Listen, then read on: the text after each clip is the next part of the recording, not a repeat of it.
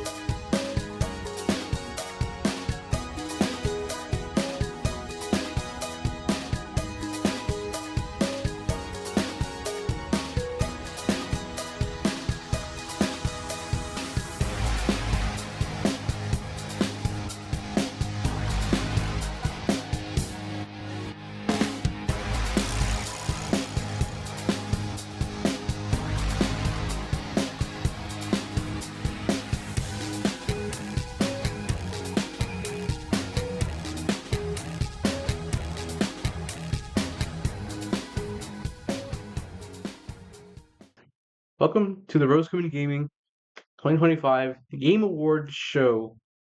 I even got all dressed up enough. Let me tell you some of these game categories. There's 23. Yes, I did do that much. And I will be showing you right now. Alright, I am back and have returned for another part of this video that I did not like. But yeah, so here are the categories for the coming Game Awards show. There's 21 in total, not 23, because I decided to cut 2 awards out of the video. I just didn't really feel like I explained them too well and stuff like that. So I'm just here to tell you that there was 2 cut, and literally in the actual video, I just edited them out post. So I keep mentioning there's 23 awards, but there's actually 21 now after further investigation. But yeah, here are the awards. And now back to me where I explain how I chose each game. It's new games that came out this year, games I started playing this year, games I really grinded this year that I didn't grind that much last year. And yeah, so you're gonna be seeing games that came out this year and also games that did not, but also but this is the year I try them. Again, these are my Game Awards. This is my show. So yeah, let's get started with a few Game Awards, shall we? The best vehicle game. So what do I mean by best vehicle game? So for this category, okay, let me tell you a few more things about each Game Award. One, it will feature from 3 to 6 nominees. Some contain a little less, but I still wanted to include it as a category. I feel like I wanted to talk about it with making an excuse to talk about it. So there'll be some that only have 3, some will have 4. Most of them have 4 or 5 or 6. Only like 2 have 3. So yeah, each will have 3 to 6. I will be explaining what the award is and how it was chosen. I'll explain the nominees, the winner, and why I think it's better than the other ones. So first, best vehicle game. What does that mean? Best vehicle game includes games that have the main gimmick is that you drive cars, you control vehicles, or things that are centered around driving automobiles, planes, trains, anything like that. Like best game that involves vehicles, it could be whatever you're thinking, like maybe a racing game or something, which is the most common one, or other things, or simulators. So yeah, best vehicle game. These are the 4 games that I have played this year. These are 4 categories. Nominees for best vehicle game are Railway Empire, Train Sim World 6, Sonic All-Stars Racing Transformed, and Brainwalk Heart. I'll explain that later. And the winner for best vehicle game of 2025 is Train Sim World 6. Let's give it a big round of applause. It's kind of awkward right now doing this film because I'm going to put so much edits into this. So why is Train Sim World 6 better than the other categories? So honestly, I was looking for a train game because that's like a secret niche hobby of mine. I just love trains. Like that ASDF guy. But I just wanted a game where I could play as trains or do something to do with trains. And I actually got Railway Empire first, but it didn't really gravitate towards me because it was mostly set during the control the train, which I kind of wanted a mix of both, like where you can make your own Railway Empire and also control the train, but also be modern. And that's kind of, and like both of them had that parts of what I wanted. Railway Empire, you can make your own railway, and Train Sim World, you could actually control the train in modern day. And unfortunately, fortunately, well, I haven't found a game like that yet, but Train Sim World fits most of those categories more, in my opinion. It fills more of those needs I wanted than Railway Empire. Because of the collabs as well, I actually bought some of the DLC. Train Sim World collab with Thomas the Tank Engine, classic show. You guys know I like Thomas around here, or at least OG Thomas. And also a collab with a railway train that drives by my area, actually, which I thought was super cool. I'm not gonna give the location, but there's a train line near my uh, living space that goes there, and you can actually control that train in the game. It's officially sponsored, and even a the train line that goes to my future university also goes through there, like is paid DLC, and that's super cool. That honestly made me so happy, even though like it's played hard to control, and you kind of get to learn. It's just so cool, man. So overall, Train Sim World 6 wins my vehicle game of the year. Congratulations. No one's, he's not, the developer was not going to watch this, but next up, another specific category, best horror game. So to be honest, I don't really play that much horror games, but this year I did play quite a bit more than I thought I did. And that's where they actually got a lot of horror games are in overlapping in these categories a bit. So before I talk any more about the horror games, let me tell you guys the candidates for best horror game. Let me read out my envelope. Candidates or nominees: Silent Hill 1 OG, it's only one. Resident Evil 1 Remastered. Resident Evil 7 Biohazard. Phasmophobia. Escape the Backrooms. And 7 Days to Die. So, the winner for best horror game, in my opinion, that I played this year is Resident Evil 7 Biohazard. So, I'm not going to go into detail on each game as I just did with the vehicle award, but I think you guys know the gist. So, Silent Hill 1, I'm not going to explain the games, but because some of these games get awards later, so why did Resident Evil 7 Biohazard win against all these other heavy hitters like OGRE1 and Silent Hill 1? To be honest, when I was making this category, I was thinking, okay, best horror game. You know, the best horror game. It has to be the most scariest, in my opinion. You were talking about gameplay. I think, honestly, maybe Resident Evil 1 might take that. But we're talking about what game did I get them actually terrified from, or scared, or literally any reaction that was horror related. And Resident Evil 7, I think, is one of the most, at least modern times, I guess, is the most scariest game. It's definitely scariest Resident Evil game. And honestly, Silent Hill 1 OG is so close to winning that award as well. But I think Resident Evil 7 Biohazard, which I kind of forgot I played this year, I thought it was last year. But man, Resident Evil 7, I generally got jump scared over some stuff. I literally shook. Everything also didn't help that I played in the dark. Most of the time, when I play Resident Evil games, I play in the dark, and those don't usually isn't a big factor. But this time it was. There was genuine scary moments, especially over its two predecessors, Resident Evil 5 and 6. And I just think it was a very actually kind of spooky game, and yeah, definitely some cool stuff in there. Resident Evil 7, especially since Resident Evil 7 is also a completely different change in the Resident Evil games so far. You're actually playing first person, which is also could make it a bit more scarier for some people. It was for me a little bit. Kind of made me dizzy at first because I never played a first person game that kind of that good. So yeah, Resident Evil 7 Biohazard is my best horror game of the year.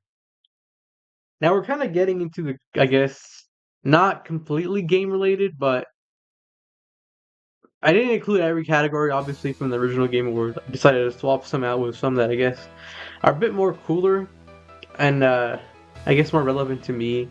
Like all the athletes. Like I do watch esports. I watch a lot of fighting game esports when Evo comes around, but I didn't feel like putting them. I don't feel an attachment towards any of the players specifically. Like I like a few, but I didn't feel like I knew enough knowledge. And I didn't watch too many movie adaptations of video games, so I also did not. So I decided to just do a best movie in general. Best movie I saw this year. I didn't see too many. In fact, this is one of the only categories with 3 nominees. I wanted to see a few more, but alas, actually there's 2 in theaters right now, which is the Chainsaw Man movie and the Jujutsu Kaisen movie, which I wanted to see, but no money right now. So yeah, never mind. But yeah, so here are the nominees for my best movie award: the Five Nights at Freddy's 2 movie, the Demon Slayer Infinity Castle movie, and the Hatsune Miku Colorful Stage, the movie, A Miku Can't Sing movie. And the winner for best movie of the year, in my opinion, is the Demon Slayer Infinity Castle movie. Demon Slayer was, the Infinity Castle arc was such a good movie. Not only just is it visually one of the best animated movies ever, but it's also it's just incredible, man. Because each season of Demon Slayer, I feel like gets better from the base season. I feel like the base season is the weakest one. Like, it didn't reel me in completely. Mugen Train kind of like, okay, this is good. Then I forget which one was after. I think it was the, you know, you guys know if you've seen Demon Slayer. But yeah, and then Infinity Castle was just like, wow, that's absolute cinema. So yeah, Demon Slayer movie, compared to the other two, the Hatsune Miku movie and the FNAF 2 movie. I was actually going to do a video on the FNAF 2 movie, but I love the FNAF 2 movie. It's very good as well for FNAF fans. Like, one of my friends, I posted on my story that I went to go watch it, and one of my best friends commented, "Oh, is it good? I was thinking about watching it." I told him, I think it's good if you are a FNAF fan and you get the references in the lore, like myself. But if you're not, it's not a great movie. Like, the story's really okay. Dialogue's like, eh. Like, they throw the references out the window, so that's really cool. They're like, oh, it's that thing, oh, it's that reference. Yeah, I just haven't seen the FNAF movie. Only watch it if you're a FNAF fan. Honestly, if you don't know what that movie is, I think you can go without it. The Hatsune Miku movie, it was pretty close between that and the FNAF and the Demon Slayer movie. But the thing is, when I watched the Hatsune Miku movie just off the mobile game, at the time I did not play much of the mobile game story, which you need to kind of. I feel like you need to know a little bit about the characters because it kind of throws some stuff, and I feel like you get the best experience if you know the stuff. I think visually it's really great. I think as a story, it's pretty interesting. I don't know if it's canon to the in-game story or not, but it's still a good watch. If you're just trying to see a good animated movie, I think it's cool. There's some cool stuff in there. And you get a free in-game item if you go watch it, which I did. Just sort of like another side reason. But again, I feel like the FNAF 2 movie and the Miku movie, you kind of have to know stuff to watch it. More so the FNAF 2 movie. Which is why I think Demon Slayer, you can kind of pick up more easier if you're not an anime fan or something. It's just a really good movie. There were some parts I didn't like. Obviously, nothing's perfect, but I've already been rambling a bunch. But yeah. So, kind of jumping on that similar train, where best movie adaptation, we're going now best ongoing show. So, continuing show. I'm actually going to throw best anime on here because I haven't watched that much, and I wasn't going to do a top 5 anime this year because I haven't watched that much. But I've only been really watching shows that I've already watched, like kinda what's it called? Just catching up. So, here are my nominees for the best ongoing show, which basically means shows that are continuing from previous years or just keep going strong. And yeah. Fire Force, One Punch Man, Stranger Things, Demon Slayer, and Spy X Family. So, my award for the best ongoing show of 2025 is it's Stranger Things. Stranger Things season 5, volume 1 came out a few weeks ago, and this is kind of cheating, because I haven't seen the full season yet. Like, they're still releasing it. The next part's gonna be on Christmas Day, then on New Year's. But based on what I've seen of Demon Slayer season 5, I'm quite hyped. I'm quite hyped. Overall, what they're doing with the story, what they're doing with the characters, I think it's really good. I think it's really cool, really interesting. I don't want to talk about spoilers and stuff, but yeah, a strong second was a Demon Slayer because of the movie. Fire Force was good. It left out a funny cliffhanger, and I don't know. And Fire Force took a long time for this new season to come out, just for it to not be finished. Like, it's left on a cliffhanger. Confusing one at that as well. Spy X Family is still airing. Spy X Family, it's just a solid show. It's a good watch. Nice, wholesome, funny. But Stranger Things beats it. And I didn't even talk about One Punch Man because it's really bad. Like, it's being compared to like seven deadly sins, like 7 deadly frames. This is one frame, man. I forgot to mention this, but like strong second, honestly, would be My Dress Up Darling.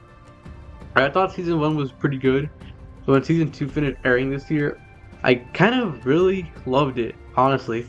I think it became like a good show to a really fun and kind of cool, nice show. And honestly, that if Stranger Things didn't come out that year, that probably would have been number 1. Now that I'm thinking about it. So yeah, that would have been a 6 nominee, My Dress Up Darling. But yeah, Demon Slayer, Stranger Things definitely gets my award for Best Ongoing Show. Right. We have our next nominee, our next category, Best Mobile Game Award. Now, this is a funny one because, well, Best Mobile Game also was on the Game Awards. I didn't play a single new game this year, I don't think, in terms of like games that came out this year. All these games are relatively kind of older, except for one actually. One did come out this year that I did play, which I will talk about right now. So, for our nominees of Best Mobile Game of my choosing, we have Plant vs. Zombies Heroes, Fire Emblem Heroes, Hatsune Miku Colorful Stage, or Project Sekai in Japan, Run Mobile, and Friday Night Funkin' Mobile. And my winner for Best Mobile Game this year is Hatsune Miku Colorful Stage. So, I started playing this game beginning of this year, it feels like, because I was interested in Miku because she joined Fortnite. I think it was this year, I'm pretty sure. So I was kind of interested in see who Miku was and all that stuff, and I became a fan of Miku. So I played both her games, Project Diva and Colorful Stage, and I really liked them. I played mostly Colorful Stage, to be honest. In fact, I played a lot of mobile games this year, before they got shut down. I played a few different ones, and yeah, um, it's just a really fun rhythm game. Um, and then that's also where the movie's originally from, with those characters. And yeah, it's just a really fun game. It does have a gacha system, which kind of at first ticked me off, because if you're good at the game, you can get like I guess the level of good of your game doesn't really determine your skill. That's like half the story. So as you know, in most rhythm games, the better your skill is, the better your score will be. But not in this game. It's a gacha based game where basically you have good characters, it also hires your score. Like, if you're like the best player but like the worst characters, you can get like a C ranking for most songs. Kind of how the scoring works. So I kind of don't like that where the gacha makes your score higher. Don't really like that, but you know, what's a mobile game without a gacha system at this point? So yeah, overall, cool original characters. I didn't really like them at first because I thought this game I was coming out of Project Diva, so I thought it was gonna be Miku, her gang, the twins, Meiko, Kaito, and Luca. But they added all these other characters. Like, who are these guys? You know. Then after playing for a few months, I kind of eventually read some of the story. Listened to, yeah, I didn't even play their songs either. I just played like the Vocaloid songs, so then I played the other songs and stuff. And eventually, I liked them. I liked a lot of the characters and stuff. I read all of Night Court's story. It's my favorite group. If you guys play the game, so yeah, I could play this game for a while. I was actually gonna stream it at a point, um, but so I figured I'd probably get a copyrighted stream. But yeah, my best mobile game award goes to Hatsune Miku Collector Stage, and that's the first 6 game awards. So far, we still have 18 more to go. So stick around and catch this ad break. Right, quick recap so far. We have basically actually like mainly just 2 games that were given awards so far. One of the cut awards that I was talking about earlier, I cut it out. This section is actually only 5 that were given out so far. And yeah, and today's actually January 2nd, 2026. So happy New Year, Merry Christmas.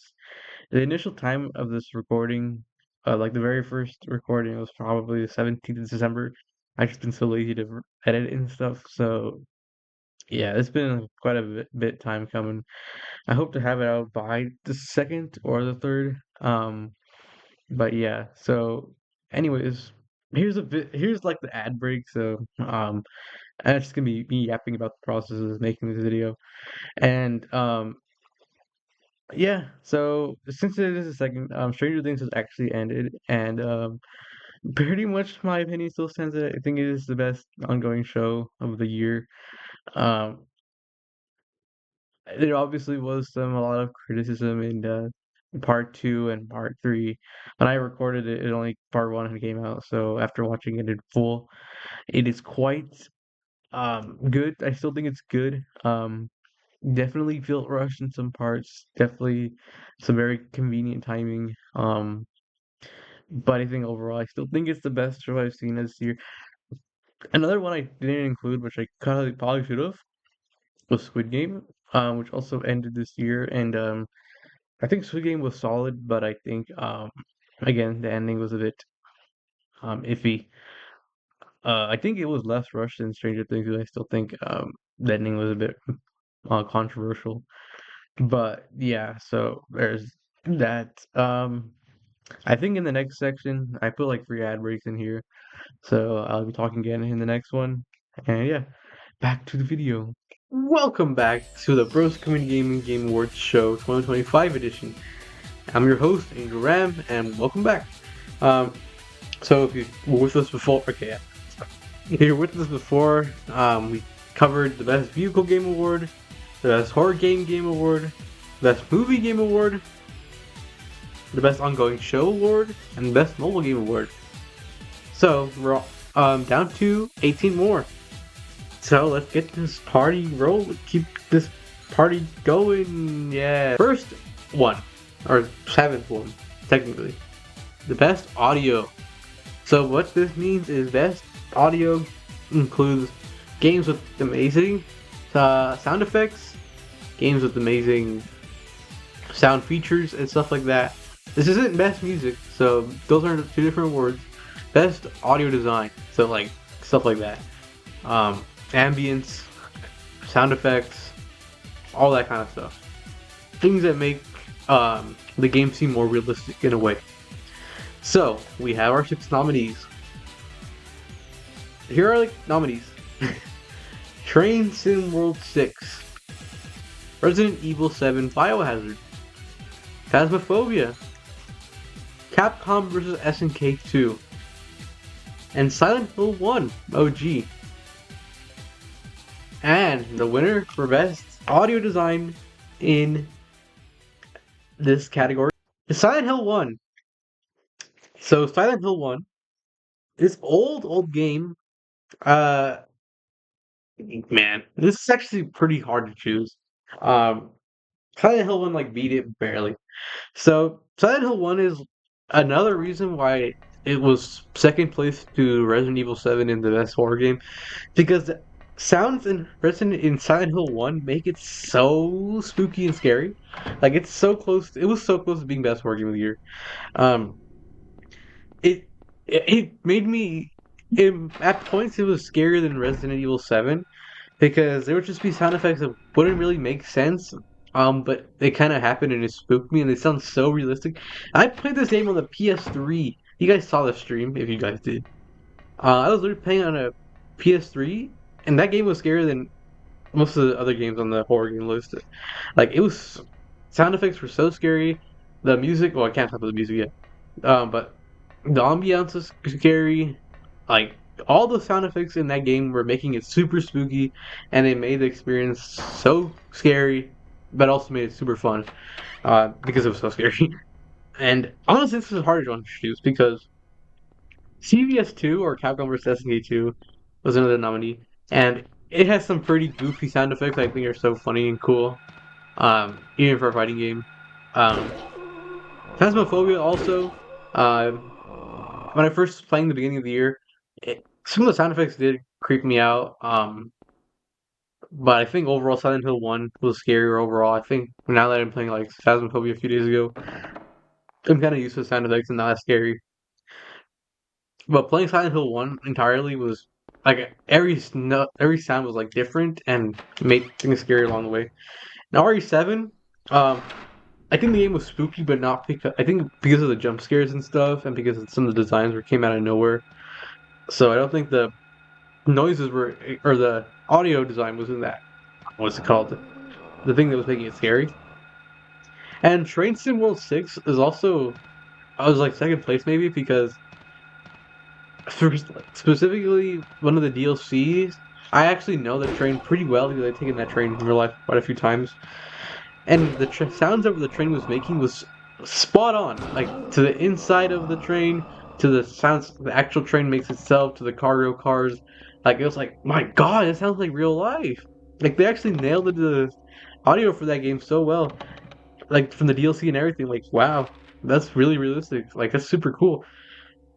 Like when I was playing that game and you can like be outside the train, like you can literally hear the sound effects of what it makes, and yeah, it's basically the same thing as real life.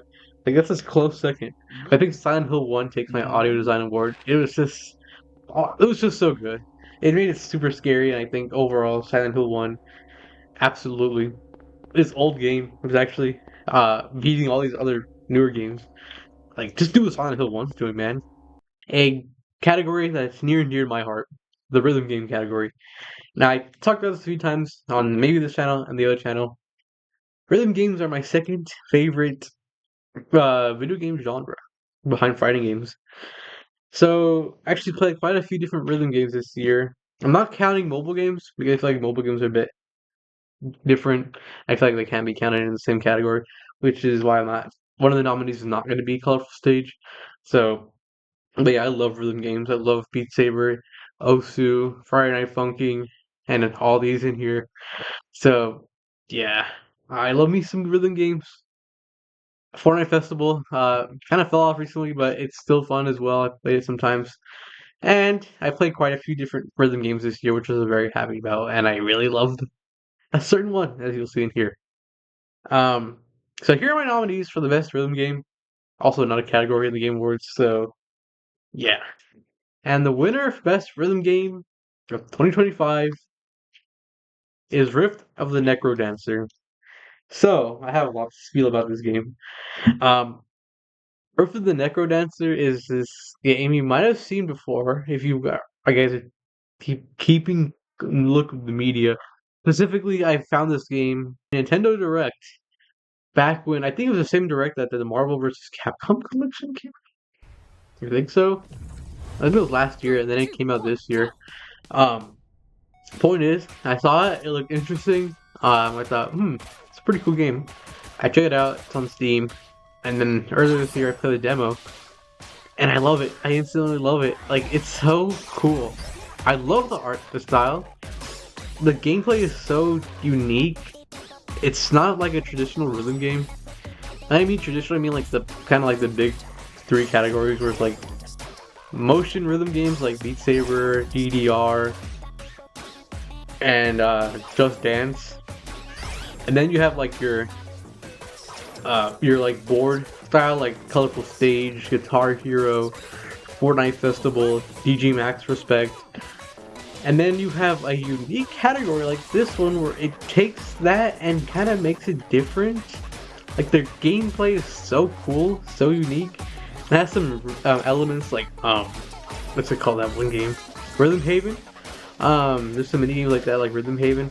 Like it's such a cool game. It's such a cool game. It's such a unique spin on rhythm game brand, and the gameplay is really cool. It's really sick. And don't get me wrong, I love these other three games. Friggin' Drum Rhythm Festival, I played the Switch one, and I love this game too. But to be honest, uh, the fact that I'm playing it on PC, you can't use the Joy-Cons to hit like an actual drum is kind of a bit sad. I wish you got it the Switch, but maybe. I just want to play on PC as well. DG Max Respect I also played this year, and it's really fun. It's like gameplay of like Fortnite Festival. I'm just saying Fortnite Festival because I feel like a lot of people will know that one. Um, that was really good as well. I'm gonna mention it later too. And the Hatsune Miku game, I actually got it last year, but I started playing it this year, and it's really good as well. Controls, it's a pretty hard game honestly to get into, but I think Rift of the Necro Dancer kind of stole my heart in that category. I can play that game all day. But yeah, best rhythm game is definitely Rift of the Necro Dancer. Literally, I was just talking about best fighting game award. Now, a few different fighting games came out. Um, I only played actually one that came out this new year, but I played a few other ones that did not come out this year. But first time trying them this year. So yeah, we have quite a few different categories. I mean, nominees. 4. So here are the nominees for best fighting game: Melty Blood Type Lumina, Persona 4 Arena Ultimax, Fatal Fury City of the Wolves, and Capcom vs SNK 2 Mark of the Millennium 2001. And the winner for best fighting game of the year for me, and honestly, it deserves it, Fatal Fury City of the Wolves. It actually came out this year as well, and it also won fighting game of the year in the Actual Game Awards. So that's such a W. Yeah, Fatal Fury, man, Fatal Fury is so cool. Don't get me wrong, I love these other ones. CVS 2, I literally was waiting for this game to come out for years on home consoles, and love playing it. I literally saw I played this on 3 streams, I think, or more than City of the Wolves actually. And Persona 4, like, I was just interested to try it, and it's a decent time, it's not bad. But a lot of games came out while I was trying it, so like I couldn't really get into it, and honestly didn't gravitate me towards that much. So, and Melty Blood is a close second to, or it's honestly like a neck and neck with CVS too, because you guys saw I started my channel series this year on Melty Blood, which I'm gonna beat on Broscoing Gaming, the story mode. And Melty Blood is just a cool game as well, but I think City of the Wolves is just even better, honestly. Cool collabs with Chun-Li and Ken. Great visuals. Some characters can look a bit rough, but I think overall it looks cool. They managed to make me like, or not managed, like they made me want to actually care about soccer with Ronaldo, and have.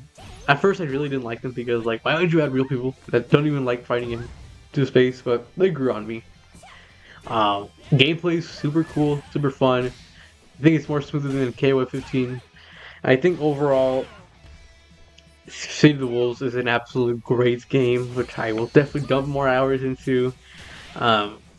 It's just a super fun game. If you like Street Fighter 6, you probably love City of the Wolves, which is not a bad thing that it's like Street Fighter 6. It's kind of SF6E, but yeah, I think City of the Wolves, you should definitely give it a try.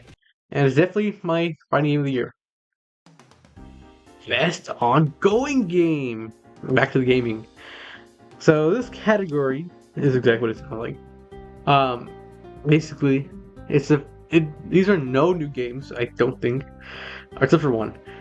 this category is basically every game that I play that are still getting constant updates and are still being very relevant and are getting updates. These don't involve new games, so in fact, only one of these games are actually already in a previous category. So basically, games that are continually being supported, updated, packed with new stuff that I played. So yeah, here are the nominees: Fortnite, Street Fighter 6, Guilty Gear Strive, Seven Deadly Sins Grand Cross,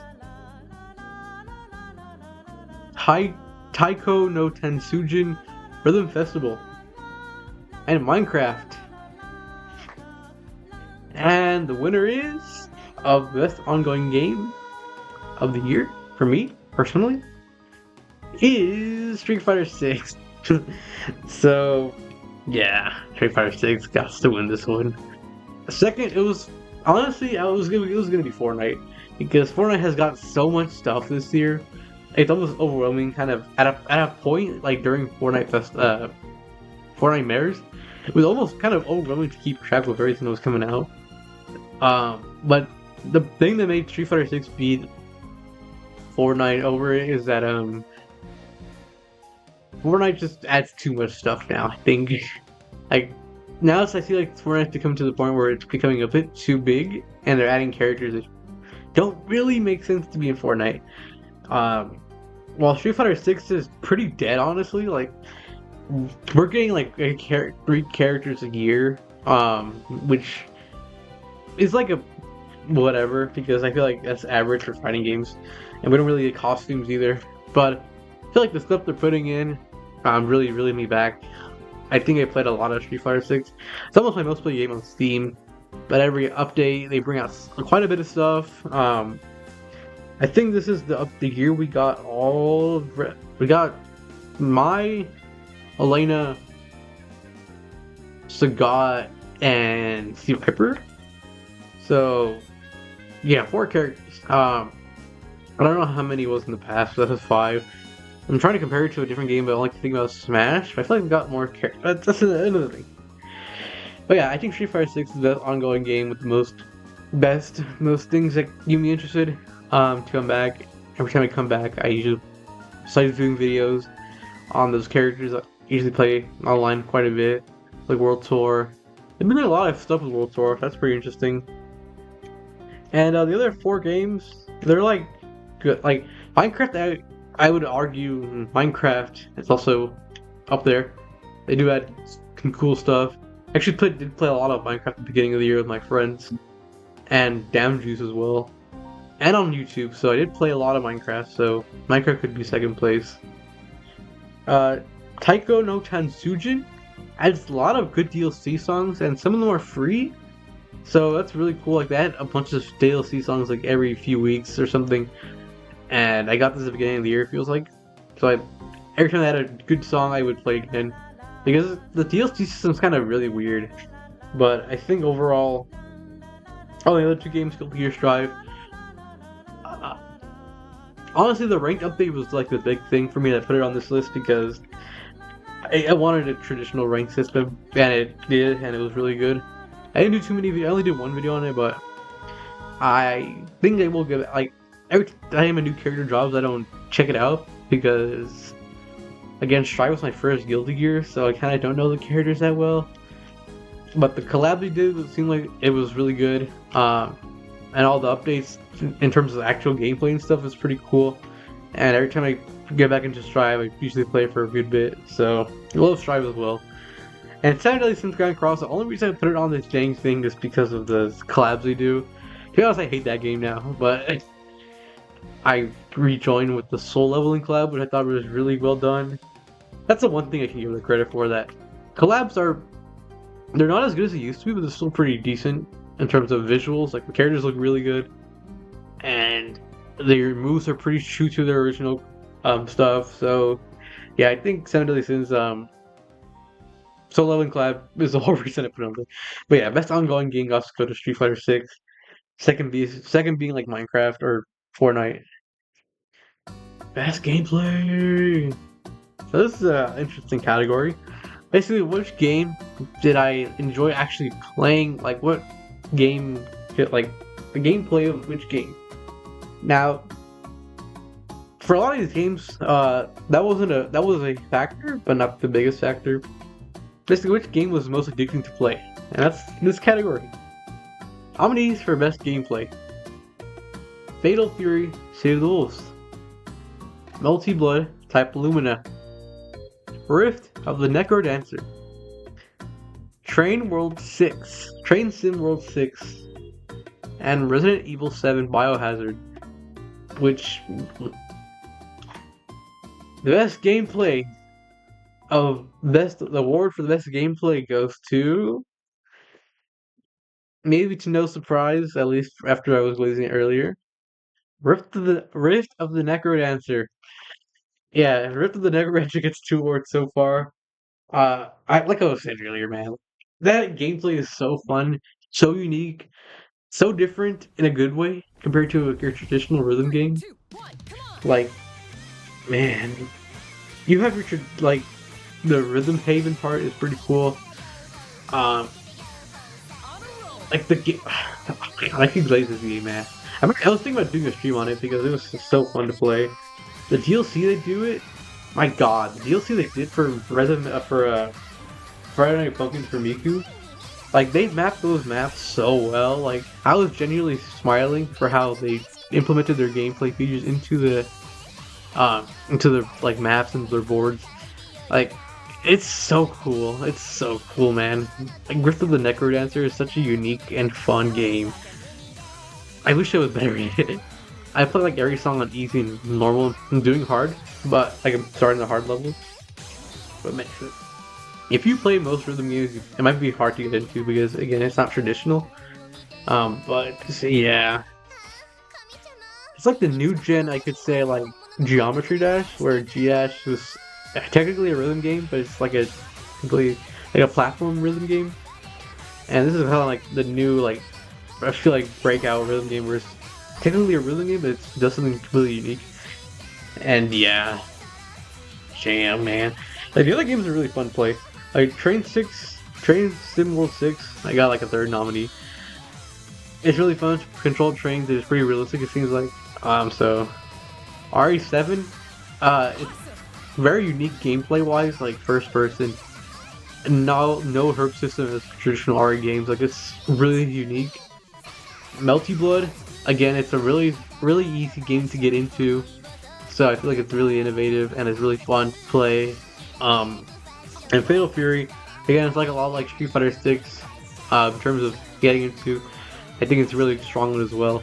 I think Rift of the Necrodancer is such a good game. It's such a ridiculously fun game to play for its gameplay alone, and I think it deserves it 100%. I think best gameplay award definitely goes to Rift of the Necrodancer. It's second award of the night. Now, for short break. Oh, it's me again. So, welcome to the second ad break. Just a bit of a recap. I think also 5 game awards were announced. Actually, 5 just game stuff. And I think this is where another one was cut off. So there's another nominee section removed. But yeah, a quick thing to note is that during the game, the best gameplay direction or get best gameplay award, I did kind of stutter and stop when I mentioned Resident Evil 7. And that's because I realized that I had not, that was the wrong nominee. Um, it was actually supposed to be Resident Evil 1 Remaster. Resident Evil 7 was fun, it was cool. Uh, I'm not trying to downplay it, but I realized a few awards were swapped kind of incorrectly. There's actually one in the next section I will talk about, but yeah, just pretend Resident Evil 7 was supposed to be Resident Evil 1. It still might have not won against the award winner, but I still just want to mention that imagine RE7 is RE1 because that's how it was supposed to be. And yeah, that's all basically it. Back to the video. Welcome back to the Bros Community Gaming Game Awards 2025 edition. Still your host, Linda Ram, and welcome back. We're beginning out more awards and stuff like that.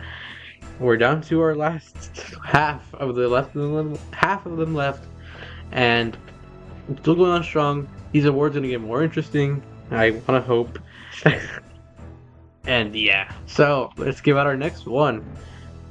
Next award, best report performance.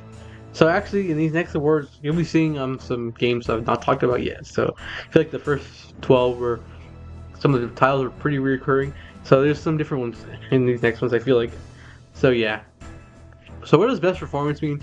You and I didn't know what this means in the Game Awards, so I kind of changed it up a bit. It might be the same thing. I don't know. Basically, best performance means the actors and how the game presents itself, basically. So yeah, I'll talk about it as I announce it, and you'll get what I mean, hopefully. So here are the nominees for the best performance: Resident Evil Village, Steins Gate, Resident Evil 4 2005, Amanda the Adventurer, and Slay the Princess. But you guys were wondering where that one was. And the winner for best performance is Resident Evil 4 2005. Yes, this is that game over the other four. Now, what does that mean? So I think Resident Evil 4 has the best performance because of how iconic and goofy and so unserious the game is that it makes the performance so good in that sense. Let me just explain what this means, sort of. So I feel like how the actors played the characters and how um the game basically feels is what I mean by this. Resident Evil 4, like the casting is so goofy, the characters are so unserious, the story's kind of weird. Like it's just such a funny game. I love the performances, they're so iconic, because of how goofy they are. And honestly, talking in terms of just like if the games were serious, I don't think this would be there. I just think of how iconic RE4 OG is. I think it just has to win, man. The other runner-up, Slay the Princess. Obviously, you guys knew how good. If you guys watched the series, how good the actor who played the princess was. All the different voices in the head, like all are had personality and stuff like that. Like literally personalities, but also you can tell like the characters, the VAs, all had personality and passion in their voices. It was for an indie visual novel. Meta the Adventure, man, it's such a good, high quality production game when it comes with all the cutscenes and Amanda herself. I haven't streamed this, but did play it off camera. You guys have played the game already. I played it for the first time this year, obviously, and it honestly feels like a real game. Like some of the characters feel like really realistic, like how they could act in real life, and so I really think that's really strong as well. And RE8, just Ethan's character is so much better than RE7 Ethan. And I think same with a few other characters feel like so like real. Um and yeah, man. Yeah, but I think RE4 OG takes this one for me for best performance of the year. I'm sorry. Honestly, it should have been any other game. I think RE4 OG is just such iconic performances and it just deserves it, honestly.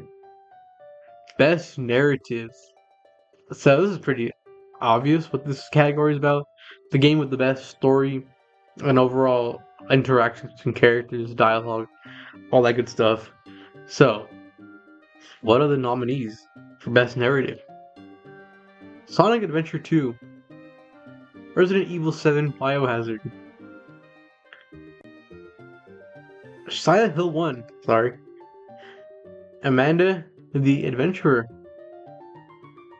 Slay the Princess, and Resident Evil Village. So, what is the best narrative of the year, in my opinion? Which game did I play that had the best narrative? And for me, it's already came off. Just gonna show you Resident Evil 8 or Resident Evil Village. Um, actually played it on the whole game basically on stream in the Bros Comedy channel. So if you want, you can go watch that. It was pretty fun playing. I think this game was rough at parts in terms of story. I think overall it ended up turning something to really cool, including the DLC. Actually, the DLC is kind of what made it kind of bring it shine it above everybody else. Um, yeah, like what they kind of improved on and what they did is pretty interesting. Um, I'm gonna just get into spoilers, like how they basically made um some like they made the I first when they introduced some stuff I was like that's just kind of weird, but they made it make sense. So kind of one of the big things that was shocking that they revealed that Ethan had died in RE7, and the protagonist RE7, I forgot her name, the little girl, I think it was Evelyn. She kind of like repaired him with like the that substance she was using, and Ethan ends up dying because per the substance that Eth 11 Eleven Evelyn had was controlled by a different person, and that person died, so Ethan ended up kind of dying himself. And it was pretty sad, honestly. Ethan was such a cool character. He ended up becoming really cool. I liked him a lot, but then he tragically passed away. And then yeah, there was pretty a lot of shocking lore stuff about the origins of Umbrella. I think what they did with it was pretty interesting. Obviously, there's not some stuff that I kind of like didn't like. The main thing that made me kind of iffy about this choice was Heisenberg's power, like how he can like has like telekinesis and stuff, and kind of supernatural powers. He turns into a mech, which is pretty un-RE of the game, of the series. It almost felt like something out of like the only thing that kind of went to that territory was like RE6, and it kind of threw me off a bit in a bad way. I think the rest of the game is pretty solid in terms of story. Like I think they did Mia justice. Uh, she's kind of a better character. She looks great. She acts more human, obviously. Um, Chris is Chris. Like I feel like he's played better in this game because just looks weird in RE7. Um, and yeah, again, the origins of Umbrella are kind of are shown here, which is pretty interesting, and kind of how the whole game started, which is pretty cool. And the other games, as other nominees, are pretty hard to beat.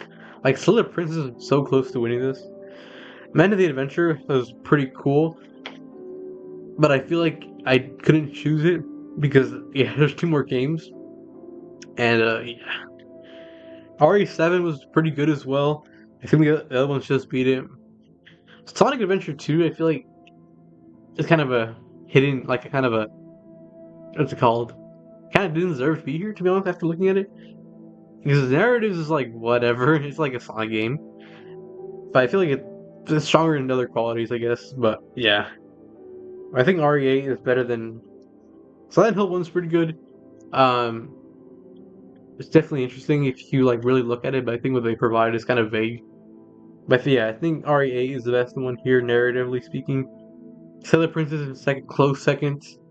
Um, but yeah, RE8 is my narrative game of the year. Next up, best music or OST.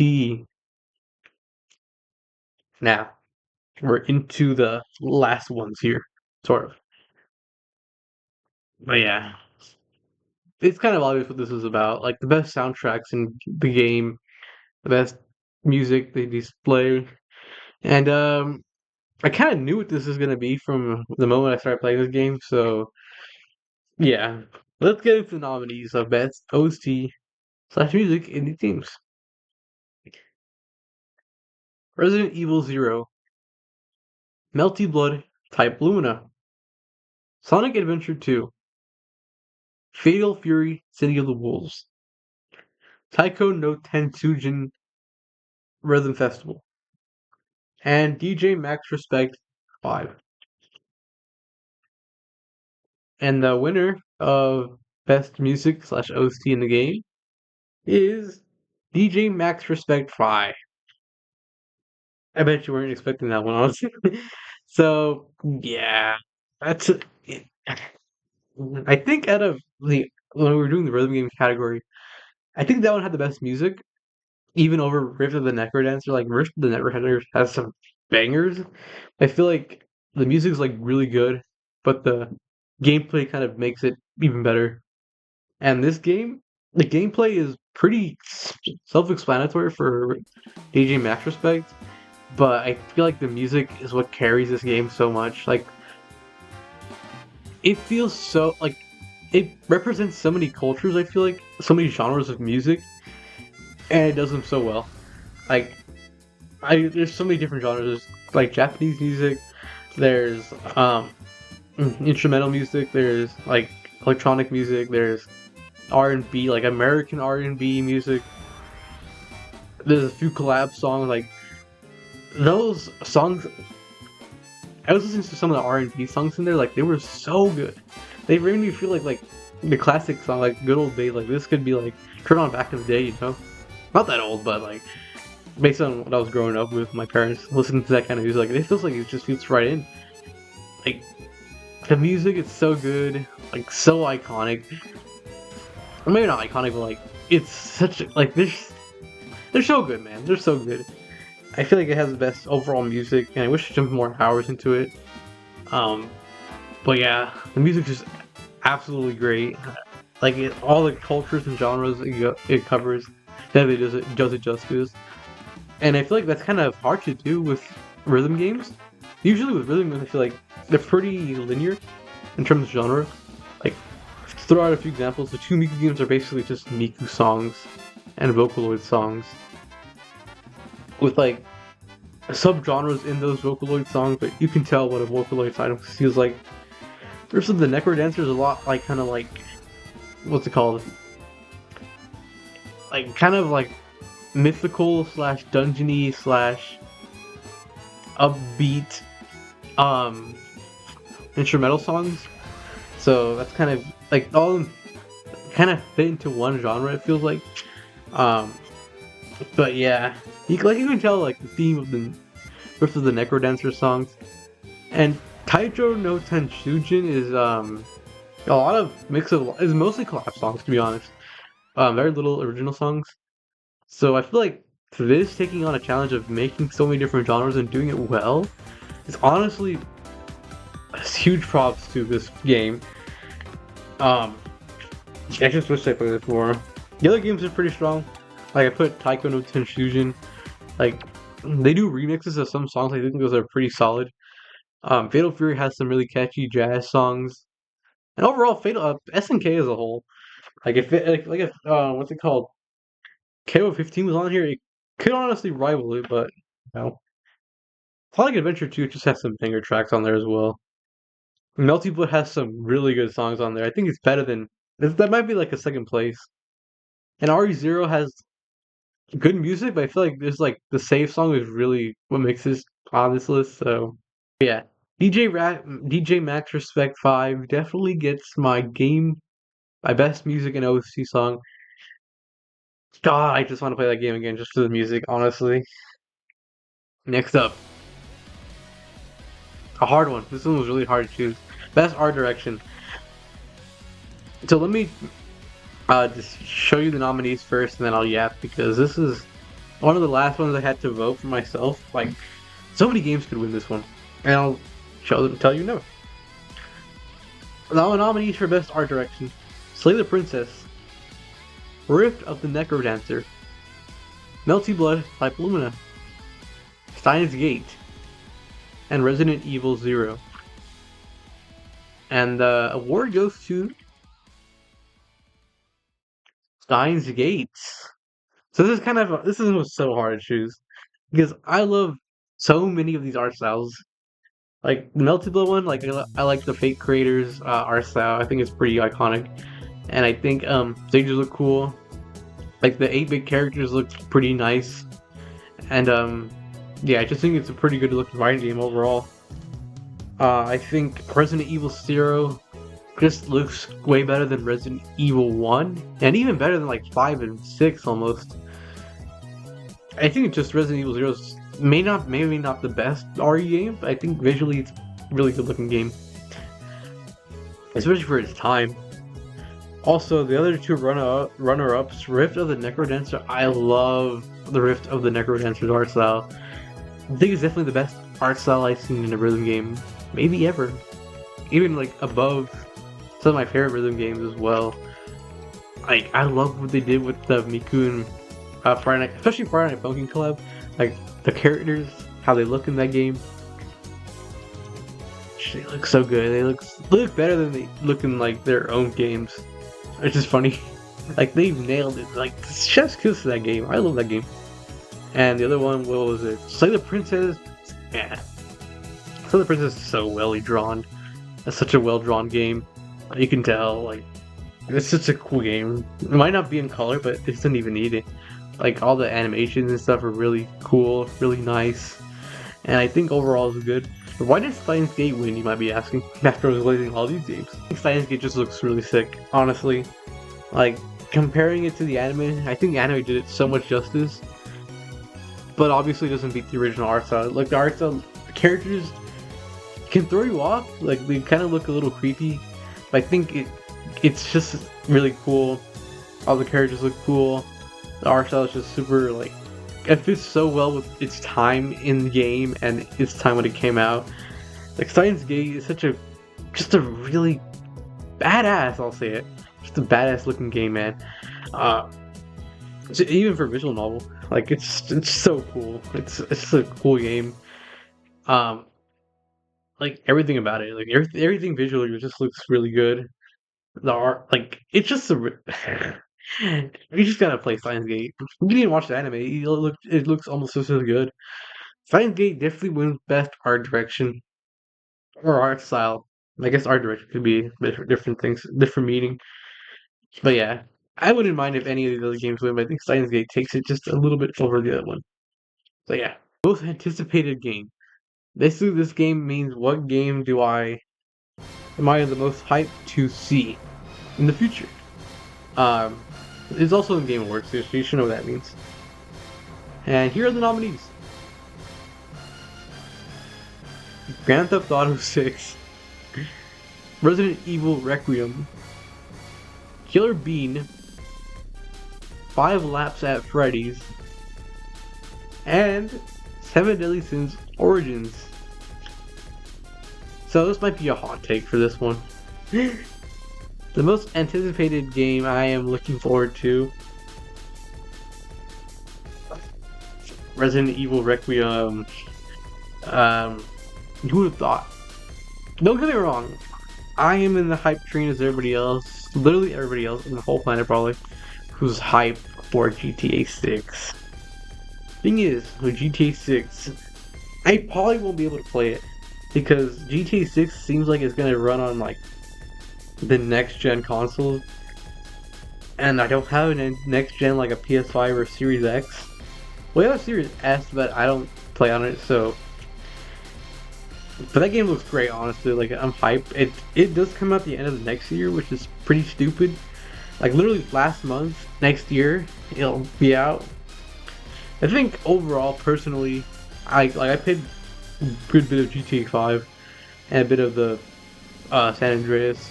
But I think overall, Resident Evil Requiem definitely wins it because it just looks. I've been in my, I played all the RE mainline games already, and RE9 looks like it's going to be really great. In fact, the Game Awards they announced that Leon's going to be. So I'm curious to see how they implement him. He does look sick. He does look like he's going to be doing RE4 stuff and not RE6 stuff, which is cool. Because I really hate Leon in RE6. And yeah, I just really hyped to see Requiem. You saw my reaction at the Summer Games Fest live stream. Like, I was so hyped. What's up? I can't even speak. Like, RE9 is. I can't wait for RE9. And honestly, the other 3 games I put in here, they're on my wish list on Steam. But I'm not as hyped as the other ones. Like, Killer Bean, I saw it like Game Awards, Summer Games just last year. And it was, it just looks so funny. 5 Laps at Freddy's looks cool, but there has not been an announcement for a while. And 7 Deadly Sins Origins, I don't have hope for that game, but I threw it in here anyway. So yeah, RE9. Definitely am more hyped for RE9 than any other game. Most disappointing. Now I really threw it in here for two specific games. I'll talk about them.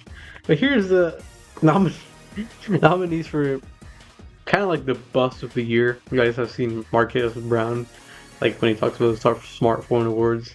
It's kind of like what I'm talking about here, where I hate to give this award, but just some stuff didn't go well.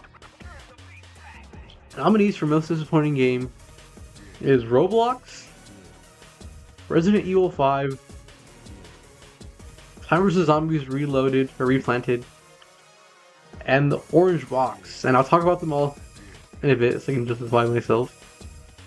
And the most disappointing game of this year is Plant vs. Zombies Replanted. This is kind of cheating because I didn't actually play Replanted, but everything.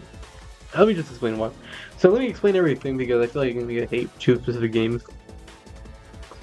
So Orange Box, if you don't know, it's an old game that has Half-Life 2, Team Fortress 2, and Portal 1. The only reason why I put it in here is because I waited so long to play it. I had it for like a few months before my friends came over, which is where I was gonna play it. Just for it not to work because I needed Xbox Live and I don't use my Xbox. But that's literally the only reason.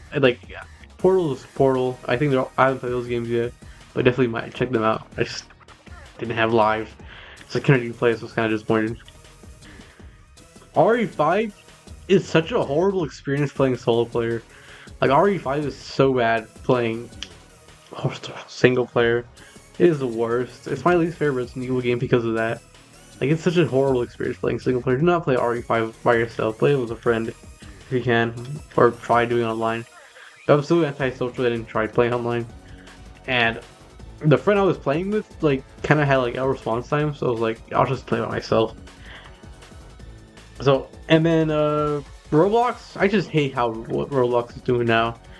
Like I don't think I need to explain the Roblox drama, but I don't get how people are defending Roblox, and a lot of that game's stuff is just trash, slop, children roaming that place, doing stupid stuff. I could go make a whole video on why I don't like Roblox now, honestly. The PC Replanted was so disappointing beyond belief because when it got announced, I was pretty happy. Like, how they're describing it, seemed like it was going to be like PvZ 1.5 where they add stuff to make the game better but don't make it like a new game. Like they were gonna combine all versions of PvZ into like the best version possible. But what they ended up doing was ruining it. And the reason why it's most disappointing as well is because PvZ 1 is my favorite game of all time. And they kind of just biffed it. They're using AI, which I hate AI as well. They get the game run like trash. It didn't look good. They just did a bunch of unnecessary stuff to ruin it. And apparently they don't even have access to the old stuff. The old developer team members, like the artists and the music composers, wanted to help, but they didn't even reach out back to them. Like, you gotta hate like billion like corporations like that who just are just trying to make a quick buck. I was so hyped for the game, but as more and more news dropped it, I didn't even end up pre-ordering it, which I was going to do, and it just pissed me off so much, man. It pissed me off so much. I bought PvZ for Xbox 360, and I realized how fun it was because at first I beat it, I played it before, and it's just kind of harder. It's not as fun to control, like. But yeah, point is, Replanted just pissed me off quite a bit, and I really hate to see it ruining my favorite game of all time. So, screw you, EA. And PvZ Replanted wins my most disappointing game award. And yeah. But we're down to our last five. Um, and yeah, let's get into them. Well, after another short break.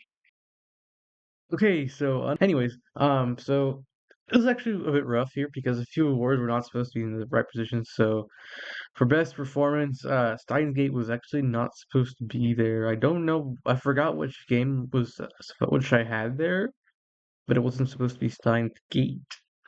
Don't get me wrong, Steins Gate was a great performance game, and nothing probably would have beat RE4 OG. But I think Steins Gate was should have not got nominated.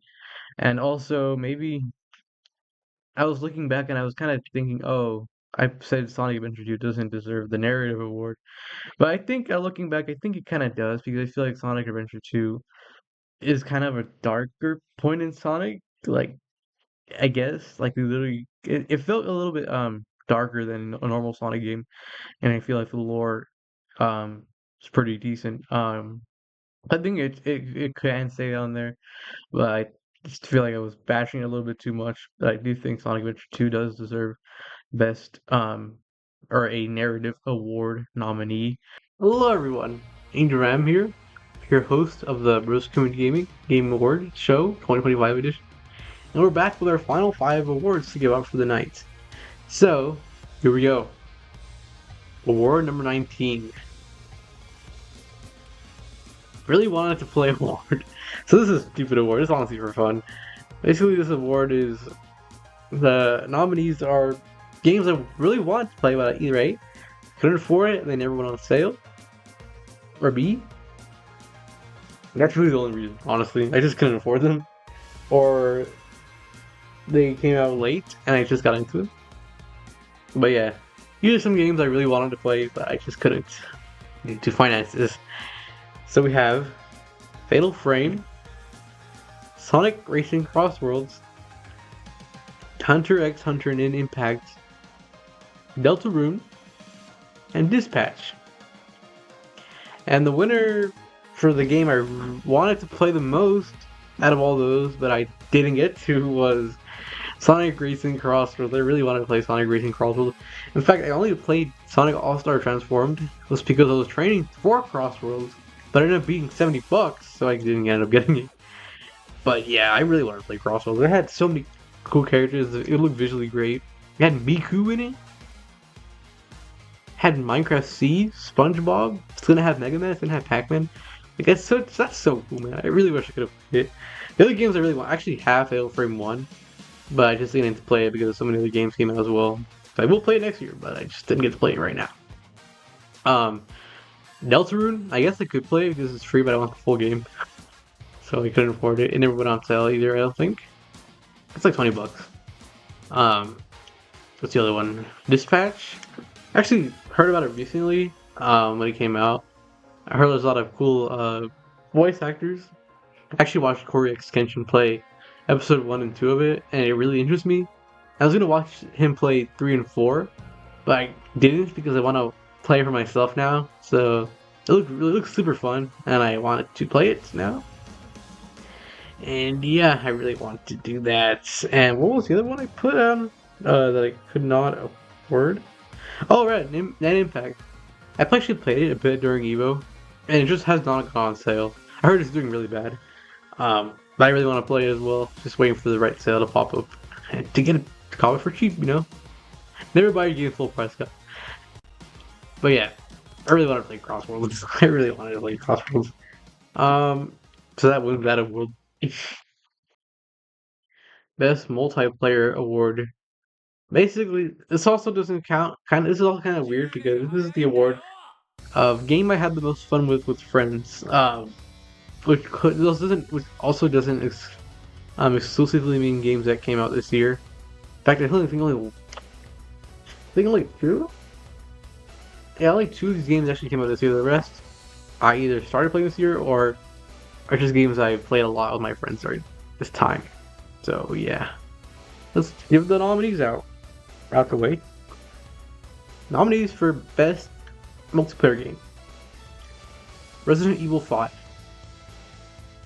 7 Days to Die, Repo, Phasmophobia, Fortnite, and VR Chat, and a secret 7th nomination would have been Minecraft. It's just frosting clear for some reason. But the winner is Phasmophobia. Um, yeah.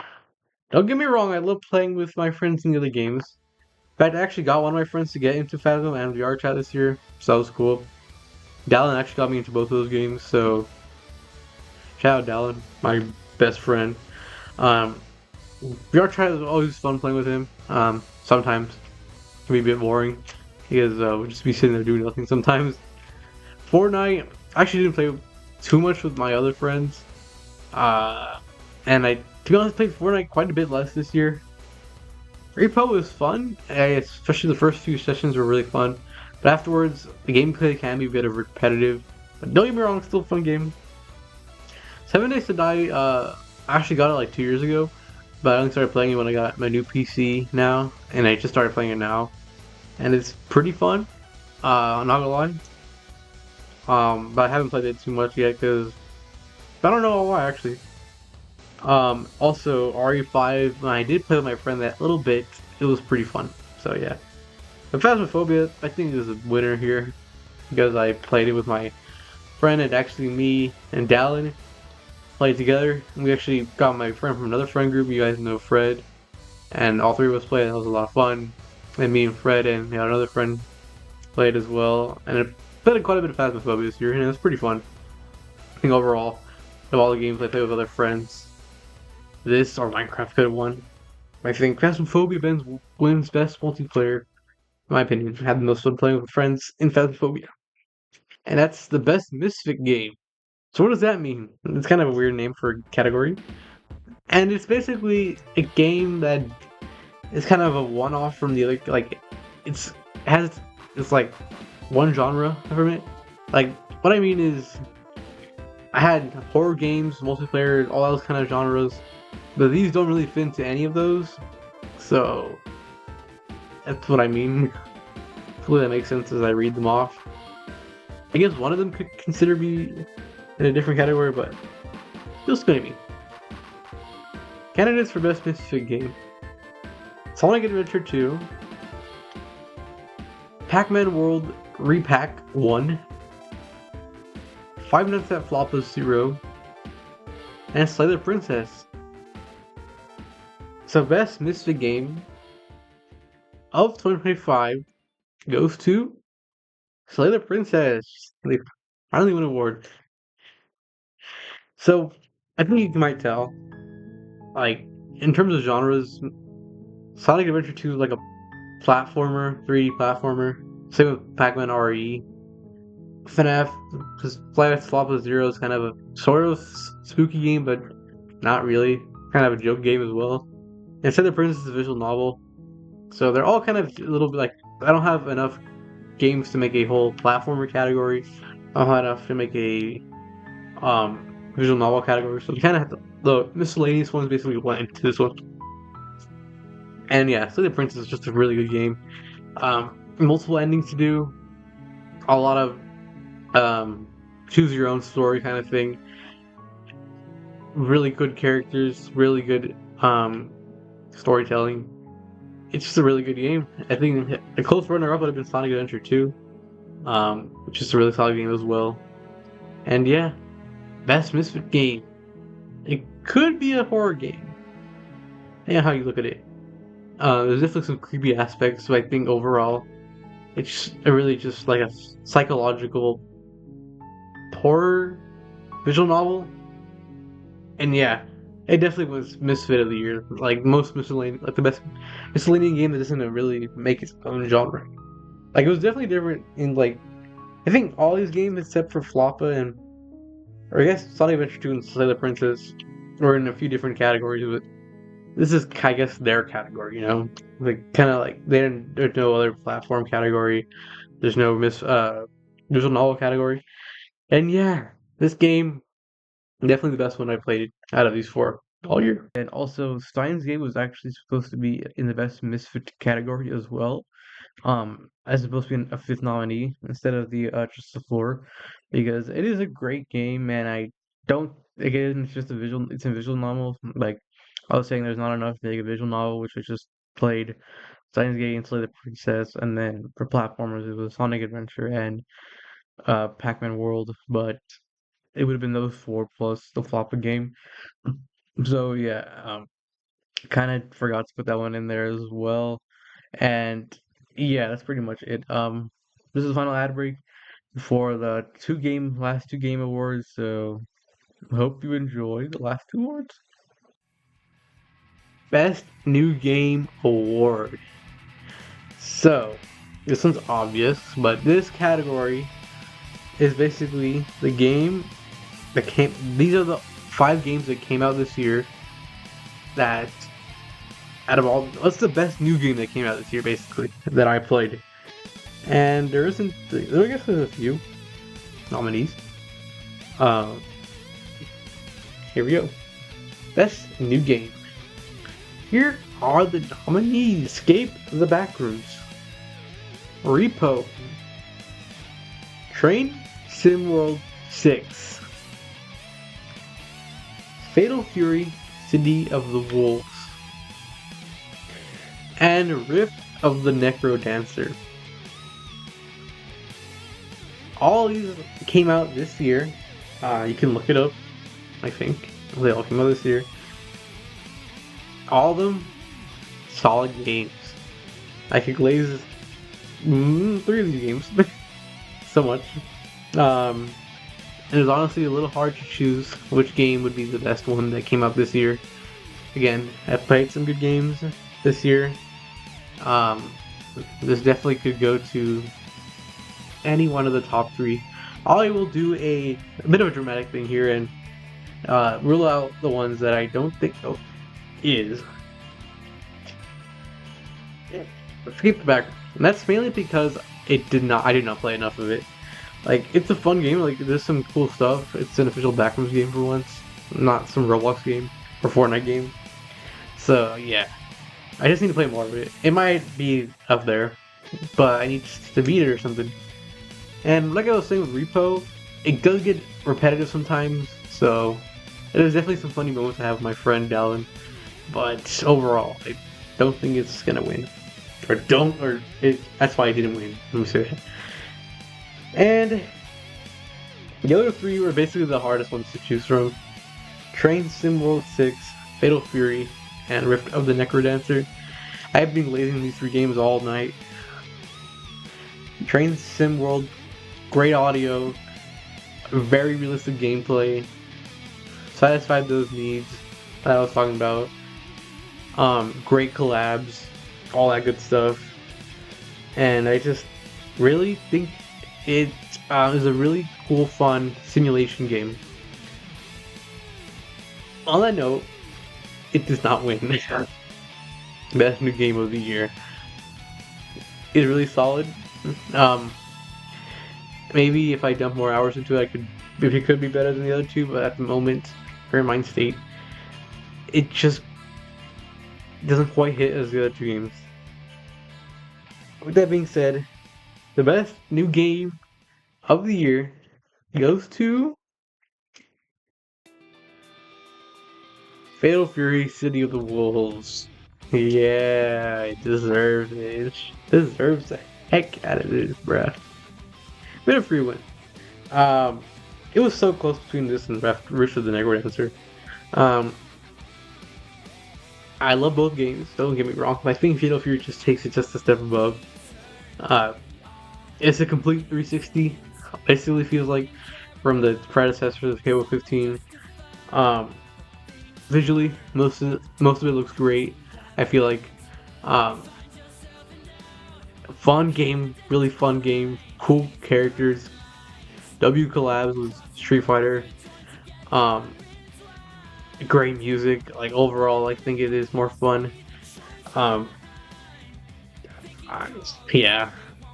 And again, it's gonna be biased because I do love fighting games more than rhythm games. Versus the Necrodancer could easily take it as well. I think Fatal Fury just deserves it just a bit more than Rift of the Necrodancer. So yeah.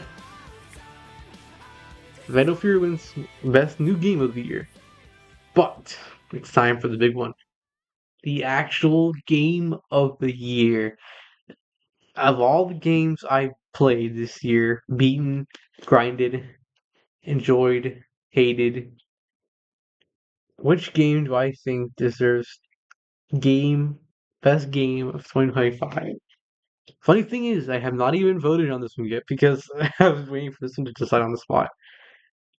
And I will give you my nominees right now. The nominees for my game of the year are as follows: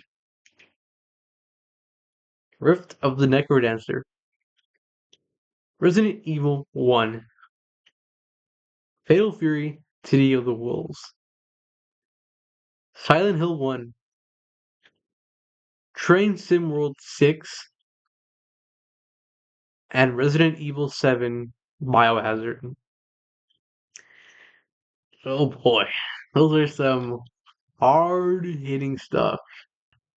All that goes aside, what wins Game of the Year? My Game of the Year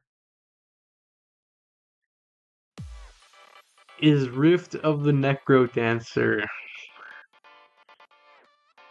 I just knew. I just knew this game is something special. It's one of the best indie games I've ever played. One of the best rhythm games I've ever played. It's not even that expensive either.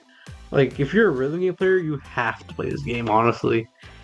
It's so fun. It's just great. It's the most fun. The other games are really awesome. And I wouldn't mind giving it to any of them, but I think Rift of the Necrodancer. It's just the most fun I've had it with any casual game this year, and I'm looking forward to what they pump out next for that game because they bring out DLC that's really fun, really cool. But yeah, yeah, that's my first ever Bros Community Gaming 2025 edition Game Awards show. I hope you guys enjoyed this long video if you watched to the end. And yeah, I kind of cut off a lot of the ending. I ended up glazing each game just like a little bit more, and like kind of making it drag on a bit too much. I felt like, so I just cut off most of the ending. Because for the Game Award, I literally talked about every single game and how their pros and cons and like process of elimination. I feel like, okay, that's dragging on a bit too much, especially because all the nominees I feel like I've talked about, I think already got an award throughout the show. So I feel like if I just kept talking about it, it'd be like repeating myself for like the millionth time. But yeah, Rift of the Necrodancer is definitely a really fun game. Long story short, I really love the other games that I put on for nominees, and I think Resident Evil 1 Remastered, it's like probably my top 10, top 5 best horror games for sure. And maybe even my top 20 best bear games of all time. I just think Rift of the Necrodancer is a really, really cool game. And I've already said my spiel throughout the whole show, so I don't need to tell you again why it's such a good game. But I would like to end things off on a bit of a seriouser note because, we officially it's 2026, but just want to talk just a smidge that maybe 2025 was not the greatest year, and I will say that um, just out of experience, it was really great the first starting half for me personally. Then it ended off kind of miserable, really, and maybe there's some political reason. It should be obvious. And the whole AI thing is getting quite scary, and there's just a lot of things that are gonna be kind of a little bit nerve-wracking going into this new year. And it's a bit nervous. I won't lie, I am scared, and I hope things go well this year, just better than last year. I hope it's like the COVID effect. Well, it's like a little theory I had in mind where 2020 is like when COVID was introduced. 2021 is when everybody's on lockdown. 2022, everybody's getting back into the swing of things.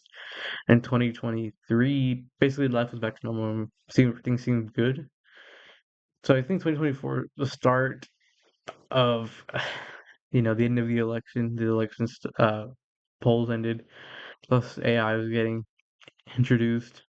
2025, which is this year, we were in full effect of all the bad of each side. And I hope it'll be like what happened during the COVID 3 years, where 2026, you kind of mandate all this stuff, and um, certain people get punished for what they've done, you know. But yeah, I don't want to get too deep into it. But long story short, I feel like 2025 was really not good. Um, at least for me, and I feel like a lot of people in this country and in the world. So I just want to say, I hope we do well this year. And we'll obviously hopefully be hosting. I will be starting university this month, so I don't know.